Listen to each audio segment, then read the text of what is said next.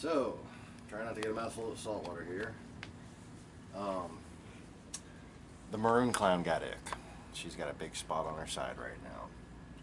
And Katrina is helping me right now while my wife makes another trip to the store for a tiny little heater for this very hurriedly set up 10-gallon medicine tank. And now I don't have a lot of experience at this, but I've heard a lot of people's advice on it, and I've done it a couple times, but I usually quarantine my invertebrates, not the fish. Okay, and as strange as that sounds, why don't you do that now, right? Okay. Well, the thing is, the ick, as far as I know, is in the bottom of this tank. And in the bottom of this tank I have basically Marcellus snails and, well, I don't know which video it's on, but I had talked recently about how so very cute a Stomatella varia snail was. Okay? And last night, was it last night or the night before, in the bottom left corner of that tank, I saw a Stomatella varia. The little flat, it's got like a power shell on its back, kind of like an abalone, but just so much cuter. So he's hiding somewhere in there, and if I were to isolate this bottom tank and copper treat it, he would die. So what I'm going to try are these two products that some people will say is snake oil, but unfortunately it's all that Petco had. They didn't have a CChem copper kit and testing kit, so I got to use this right here, which is Cordon's. Okay, this basically tries to attack the suspended stuff in the water. If you have a fish that's sick, it ain't gonna work for a damn. Alright? But, okay, and fucking hair everywhere. This right here, it's not medicine. It's like aloe vera. Okay, it's like vitamin C. Okay, most people say it doesn't work at all, but it's what you can do to a reef. Okay, but you need to take your fish out and actually treat them. Okay. That, raising the temperature on the reef once you got the fish out of it. I'm gonna wait and see if they show any signs of getting sick before I panic. I'm hoping it was just the contact, and see, I got that Accelerus out of here before it died.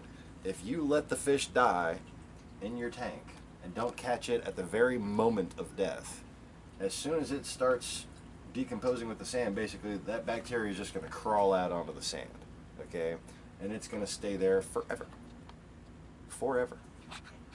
And the only thing you can do is deprive it of fish. So we're going to isolate this bottom tank, deprive it of fish, and treat fish in here with the copper.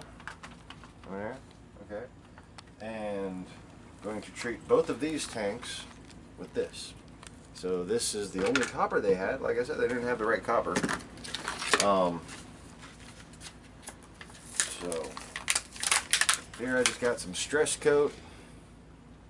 This helps freshwater and saltwater fish.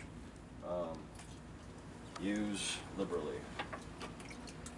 Like, not too liberally, just a couple freaking squirts is fine. But let's see. I'm using the tank's water while not so slow dripping the tank right now. And what I have in this thing is a minimal amount of sand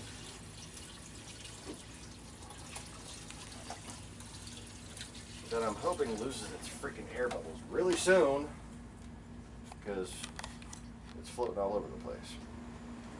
Oh, the reason why I use sand is because I want my fish to be as little stressed out as possible. Okay. Oh shit, let me text.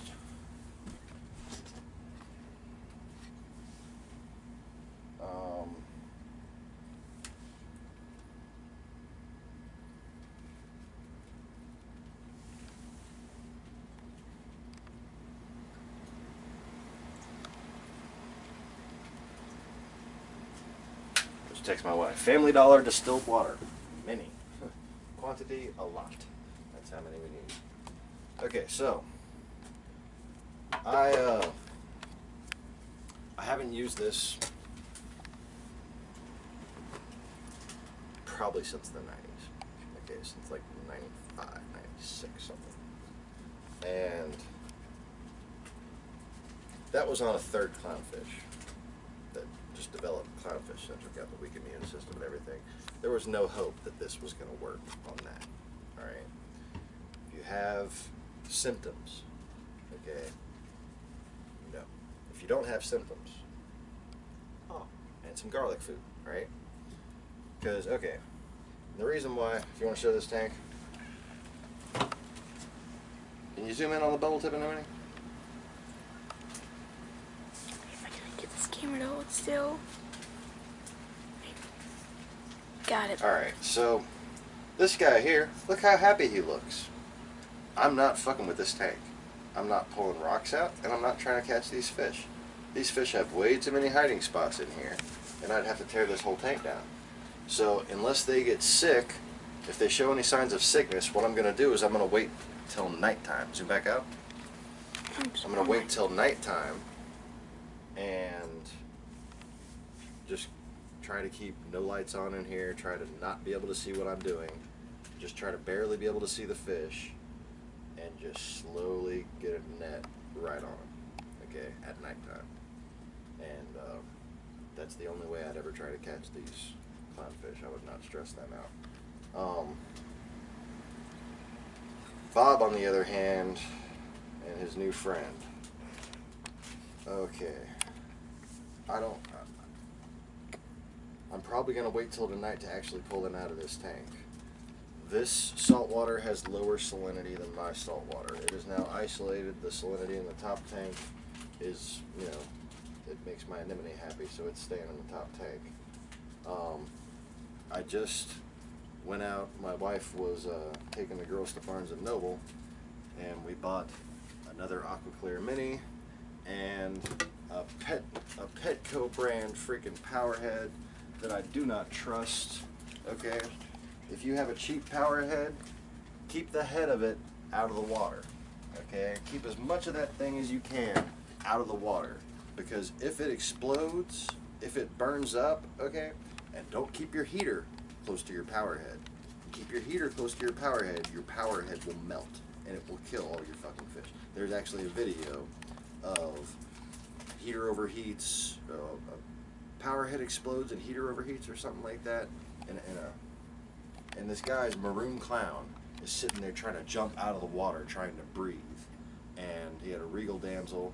They almost started to pull through, and then the poor guy's fucking, he used his big heater in his little tiny quarantine to try to keep them alive.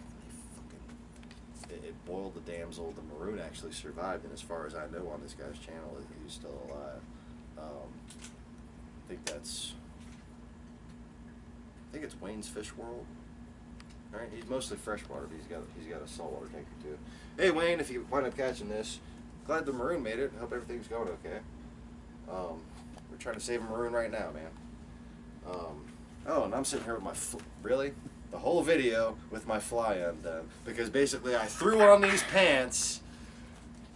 I'm in my pajamas. I threw on these pants to go get these freaking 2x4s outside. So no, I didn't zip up my fly. Ha! All right. Well, you can't really see him. See it. Yeah. Hopefully that wasn't just showing the whole damn video. And I wasn't really paying attention to that. all right, I have just about enough water in here to get that started. Shit, I am at a loss for what to use for a hiding thing for them. I guess I'm gonna take a little bit of Chaeto What's and put it in there. Chaetomorpha. The floating seaweed stuff. And that's about all I can do right now.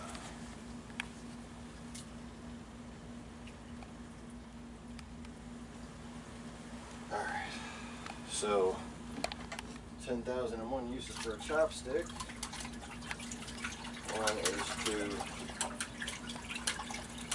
stir the air bubbly sand. And you can kind of go in circles, go herd it from one side to the other, because you'll kind of make a wave and it'll all ride the wave. Alright, but you want to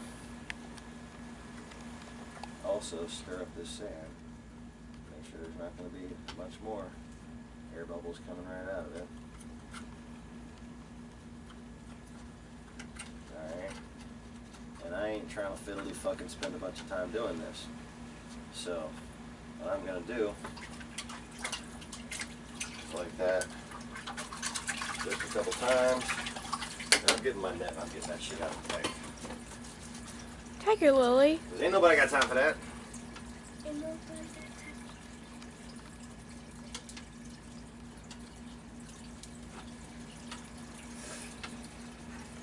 Basically, you want this tank, you want it comfortable for your fish, but what you don't want is for it to be stirred up easy, where the water gets dirty and cloudy and stresses them out easy. Okay, so I'm not waiting for these air bubble ridden fucking sand particles, and I'm certainly not going to let these little caulerpa balls rot in here. Okay, I'm going to go around the surface. And let's see, that caulerpa's already in here, so I'm just gonna freaking mount it to the filter. Okay. And believe me, it'll stay. Look, the filter's on. How about that? So, an aqua clear will eventually finish priming itself, because you kind of go side to side with it. It helps.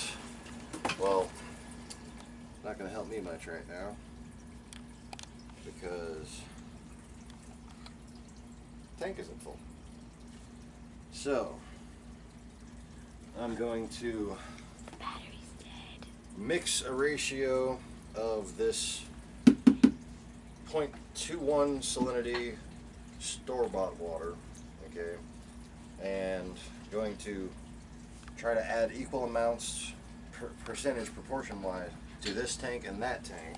Alright, and then we're gonna have an early lights out tonight. Once these fish are sleeping, I'm probably gonna catch them.